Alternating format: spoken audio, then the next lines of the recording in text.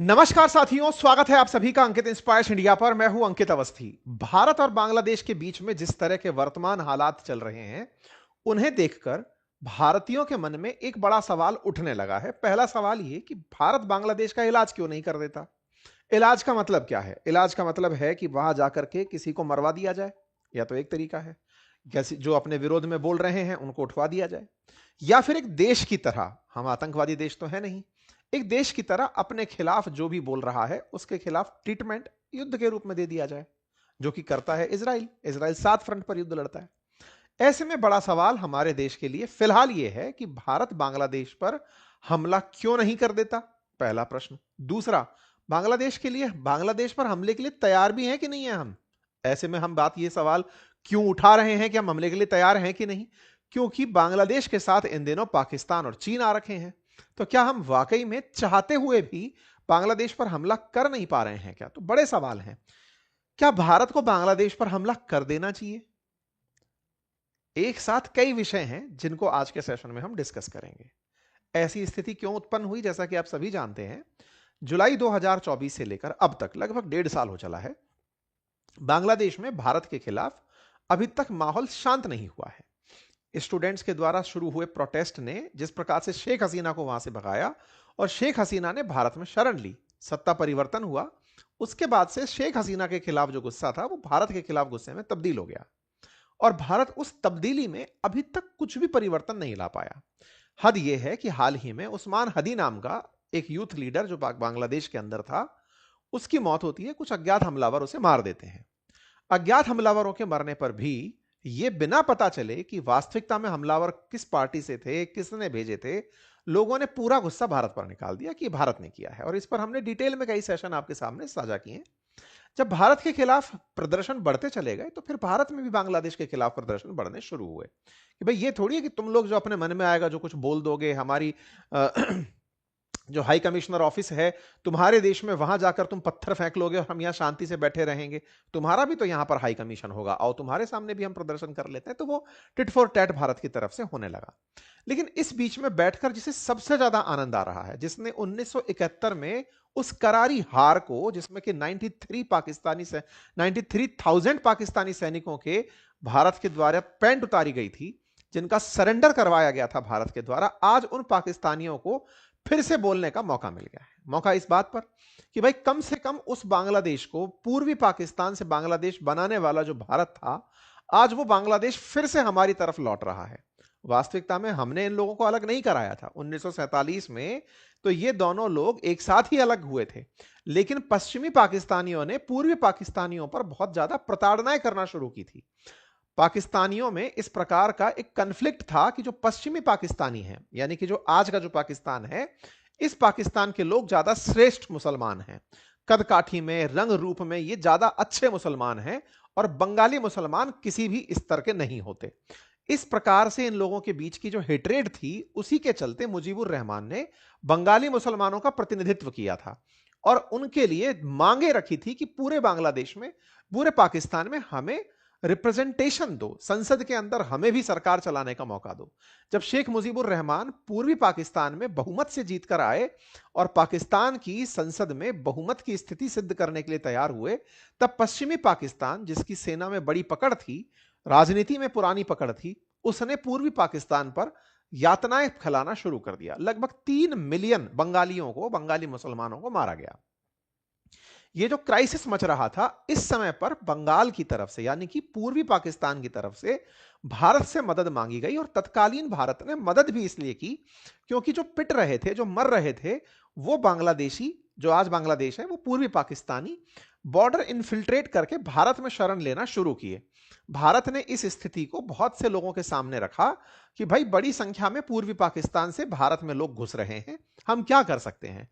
दुनिया के किसी देश ने इस मसले पर अपनी तरफ से कोई सहायता नहीं दी, तो भारत को मजबूरी में पूर्वी पाकिस्तान में इंटरफेयर करना पड़ा कि भाई तुमको ही खुद से लड़ना होगा, हमारे यहां शरण लेने मत आओ।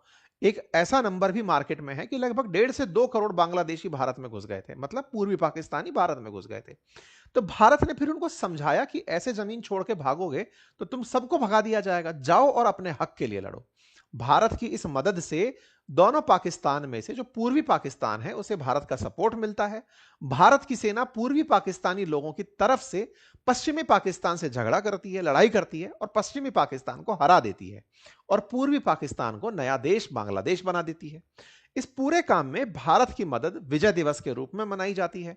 पाकिस्तान की बड़ी संख्या में 93,000 सैनिकों को सरेंडर करना पड़ता है। यह पूरी स्थिति पश्चिमी पाकिस्तान, जो आज का पाकिस्तान है, उसके लिए बड़ी ही शर्मसार की स्थिति थी। लेकिन आज जो लोग कभी पाकिस्तान प्रेमी हुआ करते थे उस पूर्वी पाकिस्तान में, उनका समय आया है। क्यों? क्योंकि उन्हें लगता है कि पाकिस्तान उस समय सही था, हम लोगों को मारता ही तो था और क्या करता था, हमारी बहन बेटियों के खिलाफ अत्याचार ही तो करता था, क्या ही फर्क पड़ रहा है, अच्छा था पुराना पाकिस्तान, तो चलो उसके साथ हाथ मिलाते हैं।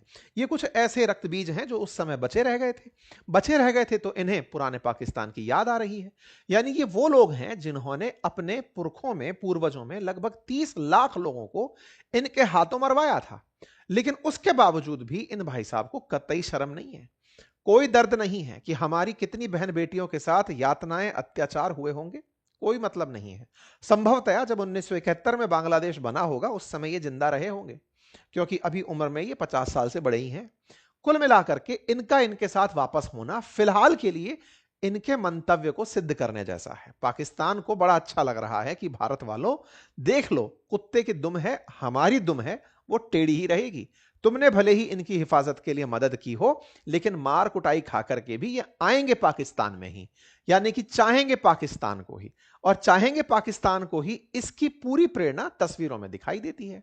हद तो अब यह हो गई कि जो पाकिस्तानी लोग, जो उस समय के पाकिस्तानी थे, जिन्ना की पार्टी से थे, अब वो बांग्लादेश के समर्थन में नारे लगाने लगे हैं। हाल ही में पाकिस्तान की इनकी जो नवाज शरीफ की जो मुस्लिम लीग पार्टी है, ये शहबाज शरीफ, इनके बड़े भाई नवाज शरीफ, उनकी मुस्लिम लीग एनएमएल, उस मुस्लिम लीग के एक यूथ लीडर का बयान आया है, बांग्लादेश पर अगर कुछ भी हुआ तो हम आप पर हमला कर देंगे। भारत पर हमला करने के लिए पाकिस्तान तैयार हो रहा है, बांग्लादेश पर अगर भारत कुछ सोचता भी है तो। हमने तो सवाल ही इसलिए रखा कि क्या भारत बांग्लादेश पर हमला करने की सोच भी रहा है?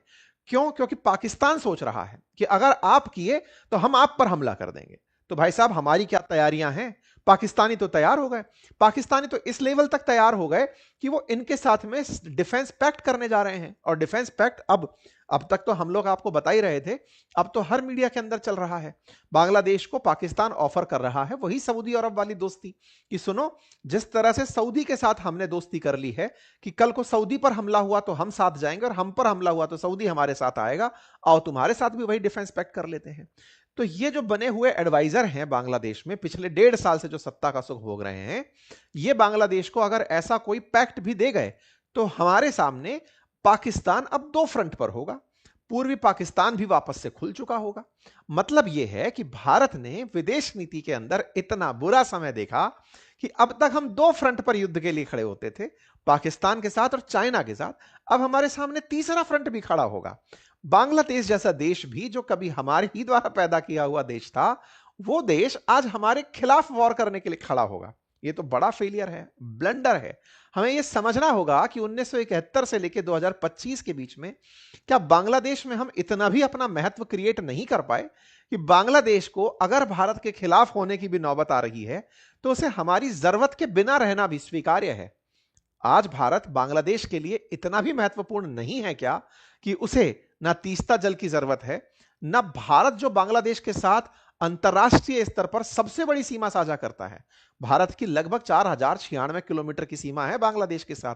भारत जो अंतरराष्ट्रीय सीमा देशों से साझा करता है, पाकिस्तान, चाइना जैसे देशों से, नेपाल, भूटान जैसे देशों से, उनमें सबसे बड़ी सीमा बांग्लादेश के साथ साझा करता है। विचारणीय बात है कि उस बांग्लादेश को भारत से इतनी बड़ी सीमा साझा करते हुए भी भारत से कोई भय नहीं है।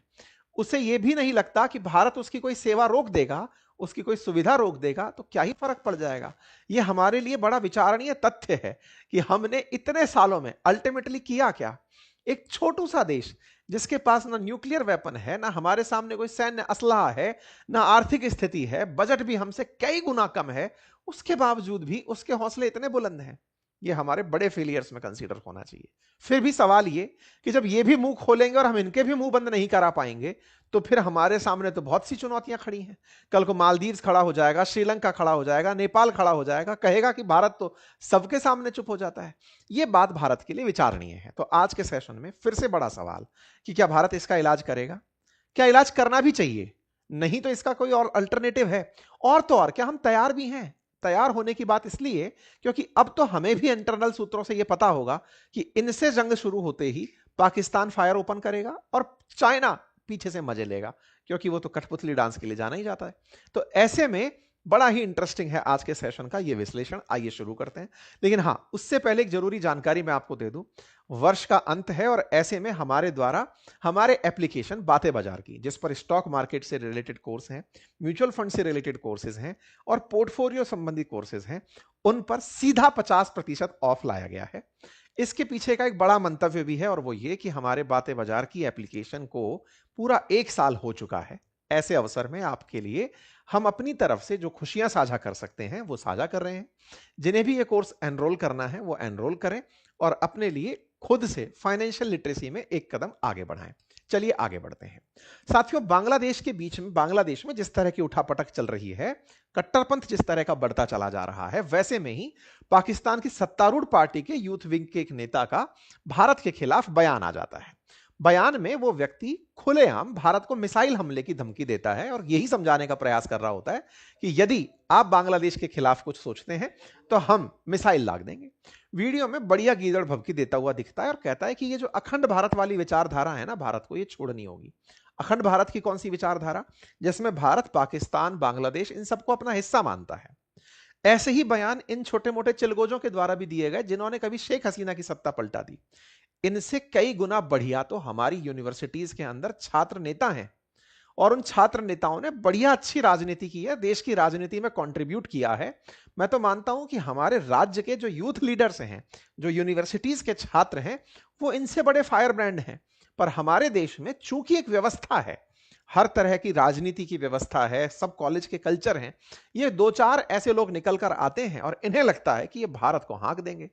मजेदार बात तो ये है, ये वही वाली स्थिति है कि भारत 140 करोड़ का कुछ लाख पॉपुलेशन वाला मालदीव्स भी भारत के खिलाफ जब कुछ बोलता था तो हमारे यहां तो बड़ी चर्चा हो जाती थी कि यार इसकी हिम्मत कैसे। सरप्राइज तो वही होगा ना, हाथी पर बैठा ही तो व्यक्ति सरप्राइज होगा कि यार ये कुत्ता भौंक कैसे रहा है, अब ये बिल्ली और पिल्ले भी पीछे पीछे दौड़ कैसे रहे। तो फिलहाल भारत में बांग्लादेश को लेकर के जो भाव है वो यही है कि ये भी। तो ऐसी स्थिति में पाकिस्तान को बड़ा आनंद इस बात पर आ रहा है, क्योंकि पाकिस्तान की भारत से तो राइवलरी तगड़ी है। इतनी बेइज्जती की 93,000 पाकिस्तानी सैनिकों की अगर पेंटे उतरवा दी गई थी तो पाकिस्तानियों में तो शर्म होगी ना। पाकिस्तानी उस गिल्ट से बाहर निकलने के लिए तरह तरह के हथकंडे अपना रहे हैं। बांग्लादेश से ही वो शर्म को वापस लाना चाहते हैं। वो चाहते हैं कि बांग्लादेश में भारत के विरोध में पूरी तरह से भारत विरोधी सारे कैंप चालू हो जाएं, बांग्लादेशी लोग नफरत करने लगे भारत से, भारत को एक और मोर्चा साधने में दिक्कत आने लगे। भारत की सेना अब 3 फ्रंट वॉर के लिए तैयार रहे, पहले 2 फ्रंट के लिए, फिर उसके बाद तीसरे फ्रंट के लिए तैयार रहे। और देखने वाली बात है, 47 में हमारे लिए दुश्मन केवल पाकिस्तान था, 62 में हमारे लिए चीन बना और अब आते आते बांग्लादेश बन गया है। और ऐसी स्थिति में ये स्थितियां बन रही हैं, इसको बकायदा इस्लामिक कट्टरपंथियों के माध्यम से पाकिस्तान बांग्लादेश में धकेल रहा है। ये लश्कर ए तैयबा के एक क्लोज अलाय हैं, जिन पर हमने पहले भी सेशन किया था कि ये बांग्लादेश में आए हैं भड़काऊ बयान देने के लिए। उनका वीडियो बाहर आ गया है और ये बढ़िया चिल्ला चिल्ला करके पता नहीं क्या ही खा करके बके जाने जा रहे हैं। कट्टरपंथियों की तरफ से प्रवचन इस बात के हैं कि बस हम एक हो गए तो इन सबको मिटा देंगे। ये धर्म के नाम पर एक किए चल रहे हैं।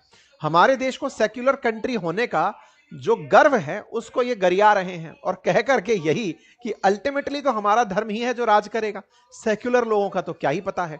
तो भाई साहब, कुल मिलाकर के बांग्लादेश में बढ़िया पाकिस्तान खेती करने लग रहा है, उन सोच के और उन जमात के लोगों को मोटिवेट कर रहा है जो कभी 1971 के अंदर दबे रह गए थे, जो थोड़े भी पाकिस्तान के चाहने वाले लोग कट्टरपंथी थे, जो महिलाओं के शासन से कुंठित थे, क्योंकि कभी शेख हसीना तो कभी खालिदा जिया जैसे प्रधानमंत्री बांग्लादेश में रहे, तो वो जो अंदर मानसिकता भरे बैठे हुए बांग्लादेशी थे कि हमारे ऊपर महिलाओं ने शासन कैसे कर लिया, हमें तो एक ही पुरुष मिला जिसका नाम मोहम्मद यूनुस है, अब इसी के ही हम सीप सलाहकार बनकर के शासन करवाएंगे, वो लोग इस तरह भारत विरोध में बयान दिलवा रहे हैं। भारत के विरोध में बयान को बांग्लादेशी कुछ पढ़े लिखे जो लोग हैं वो भी ढूंढ ही रहे हैं कि ये चल क्या रहा है।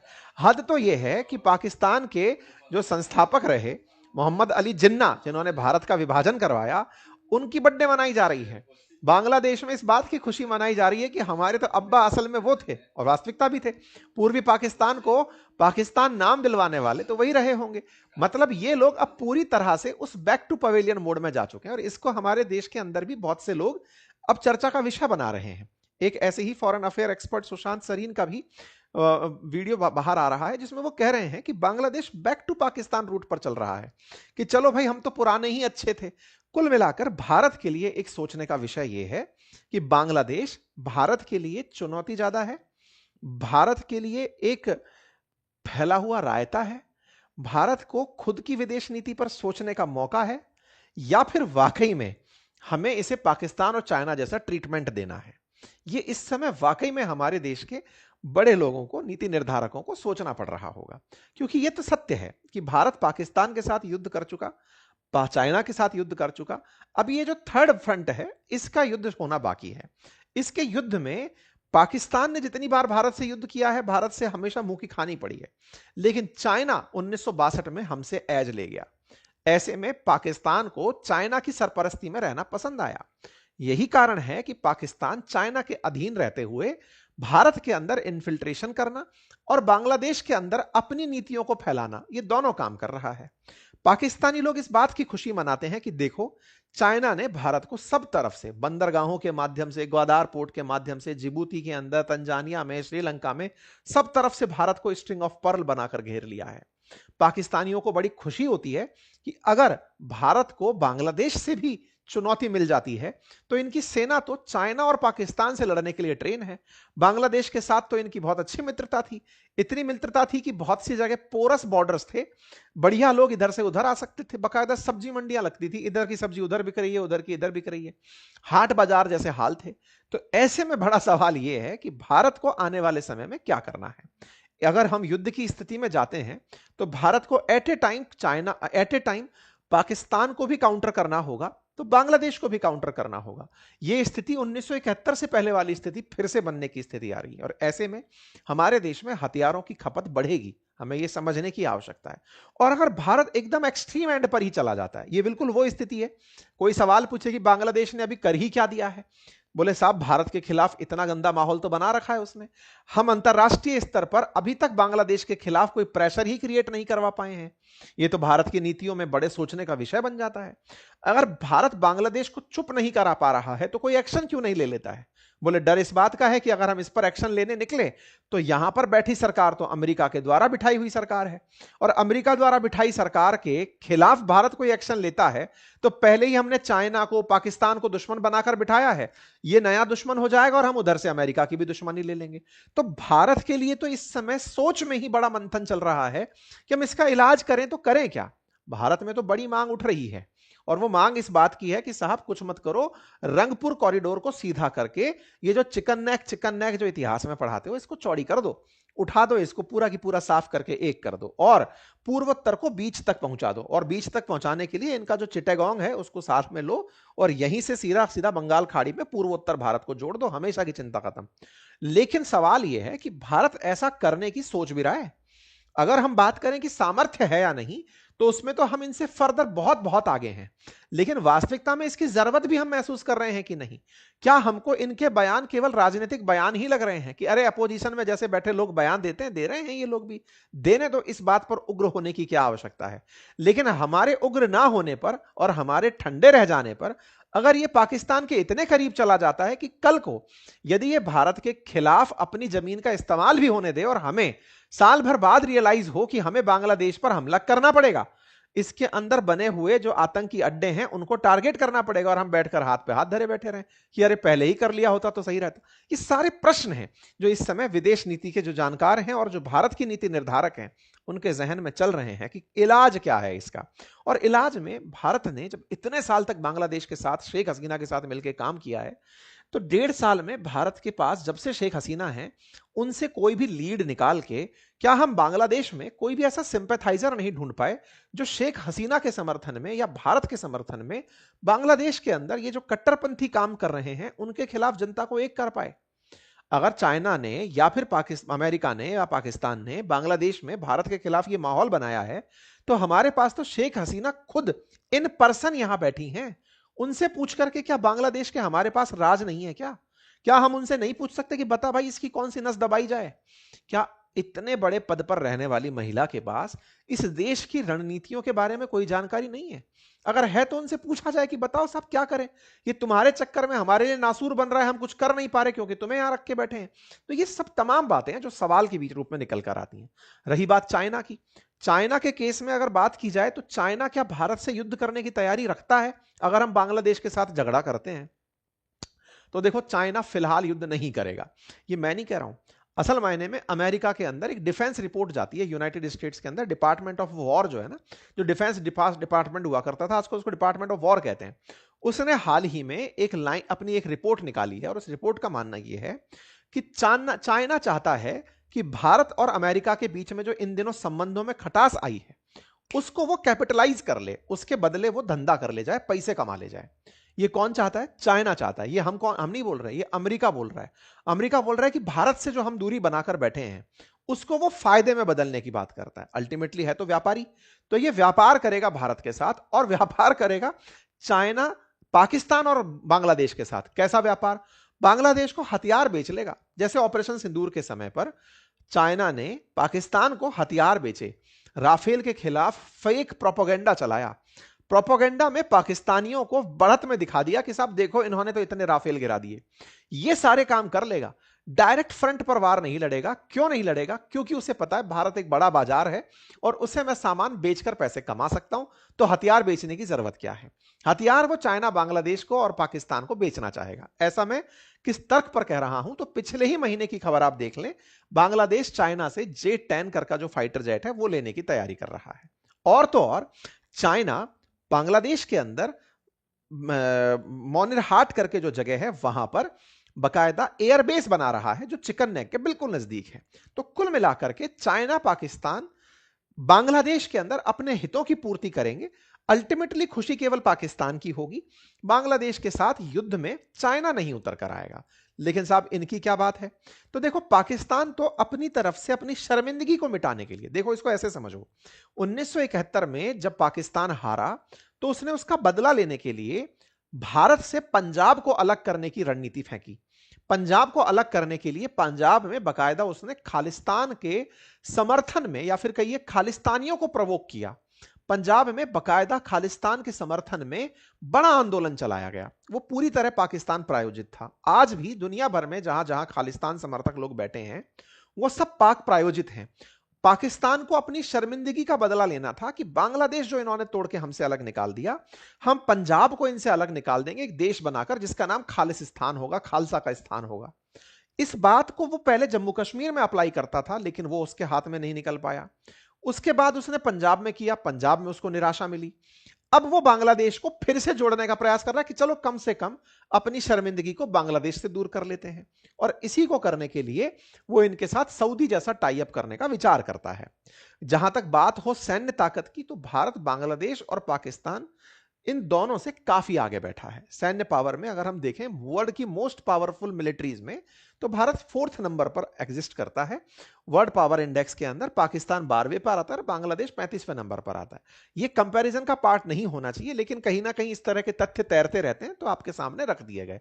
आप पूछेंगे कि क्यों नहीं सर, मायने नहीं रखता क्या? भारत के पास इतने एयरक्राफ्ट हैं, इनके पास इतने से ही हैं, भारत के पास इतने फाइटर जेट, भारत के पास इतने अटैक, हमारे पास तो भर भर के सब कुछ है, इनके पास तो कुछ नहीं है।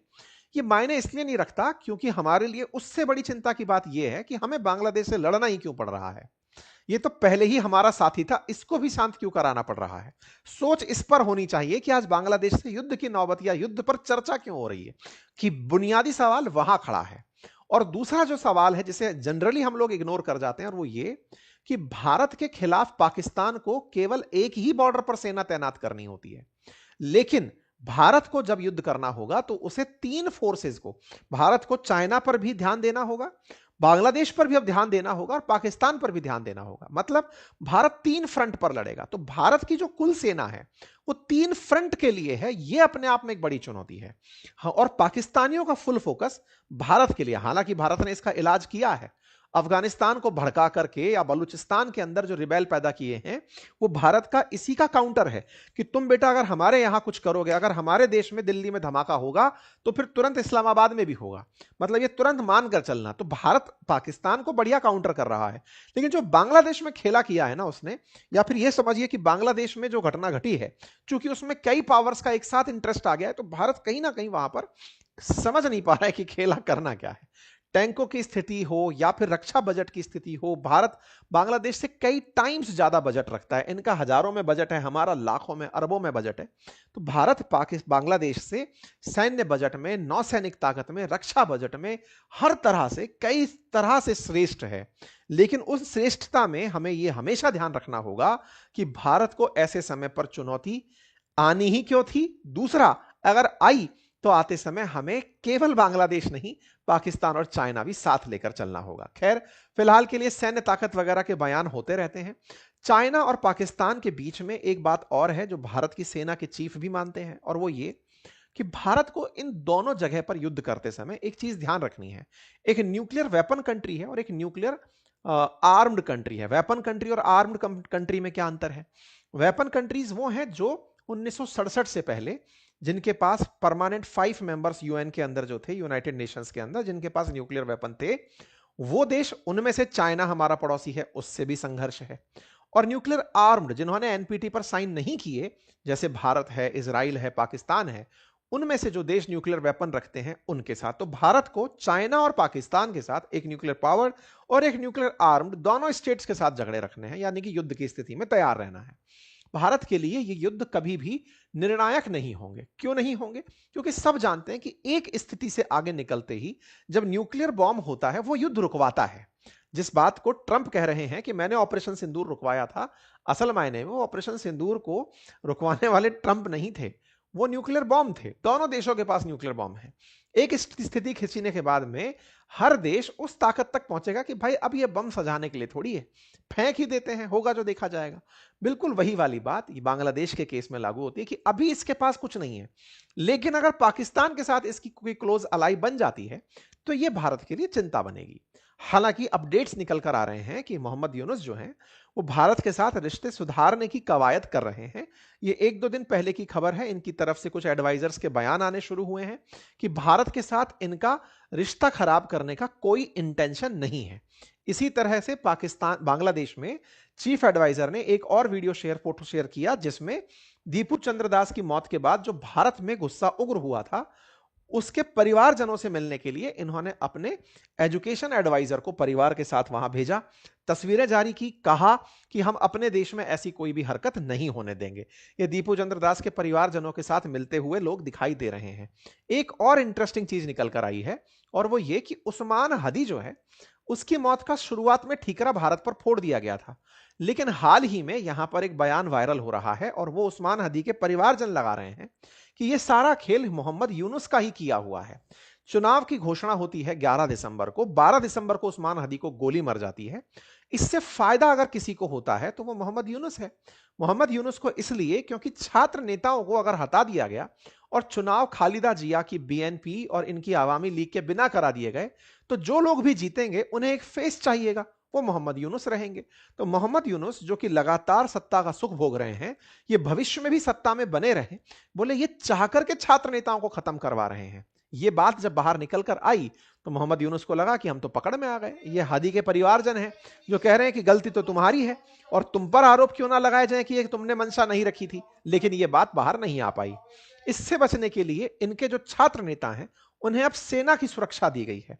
ये जो छात्र नेता थे जिन्होंने खालिदा जिया शेख हसीना को देश से निकाला था या फिर छात्र आंदोलन करके सत्ता परिवर्तन किया था, मोहम्मद यूनुस के सरपरस्ती में शासन जिन्होंने शुरू किया, अब उन्हें सेना की सुरक्षा दी गई है कि कहीं कोई अज्ञात इनकी बज्जी ना ले जाए। खैर, फिलहाल के लिए बांग्लादेश के साथ भारत के रिश्ते जिस भी मोड़ पर हैं, समझने की आवश्यकता भारत को यह है कि हमें हार्ड पावर तरीके से आगे बढ़ना है या सॉफ्ट पावर तरीके से? क्या बांग्लादेश पर हमला करना चाहते हुए भी हम कर नहीं पा रहे हैं, या फिर करने की नौबत ही क्यों आई, हम इस विषय पर सोच रहे हैं। भारत अंतरराष्ट्रीय स्तर पर बांग्लादेश में कहां पकड़ खोया, ये कुछ ऐसे सवाल हैं जिन पर हमें चिंतन की आवश्यकता है। बाकी आप लोगों को क्या लगता है, अपनी राय कमेंट बॉक्स में जरूर दीजिएगा। अदरवाइज जब भारत की जनता के दिमाग में सरकेगी तो फिर से बांग्लादेश के भी टुकड़े होने से कोई रोक तो नहीं पाएगा। फिलहाल के लिए इतना ही। और हाँ, जाते जाते चैनल सब्सक्राइब करना मत भूल जाइएगा। अपने साथियों से भी इसे साझा करिए, उन्हें भी सब्सक्राइब कराइए। और हाँ, हमारे एप्लीकेशंस अपनी पाठशाला और बातें बाजार की पर हमारे कोर्सेज की इंटरेस्टिंग पार्ट है हमारी बुक्स, हमारे कोर्सेज जिनकी प्राइसेस बहुत ज़्यादा है। फ्लैट 50% ईयर एंड के अंदर सेल आपके लिए लाई गई है। उत्सव हमने बता दिया, बातें बाजार की एप्लीकेशन का 1 साल पूरा होना, आप जाकर के इसका लाभ ले सकते हैं। सीमित समय के लिए यह ऑफर उपलब्ध है, आप अभी जाइए और इसका लाभ सुनिश्चित करिए। बहुत बहुत धन्यवाद। एप्लीकेशंस के लिंक कमेंट बॉक्स में दिए गए हैं।